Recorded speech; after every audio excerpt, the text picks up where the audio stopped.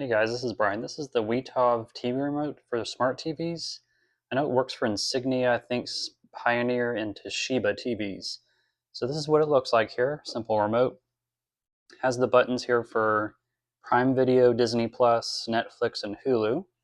You've got the setting button here, mute, volume up and down. And we'll go ahead and try it. This is an Insignia TV here. We'll turn this on.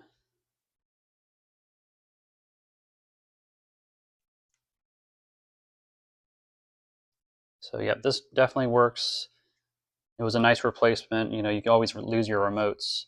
So this works on this TV. And this is an Insignia TV here. So we would definitely recommend this and have to buy it. It does take, if you look in the back here, it does take 2 AAA batteries. Just keep that in mind. Don't think it comes with that, but that's not a problem. So go ahead and check this out.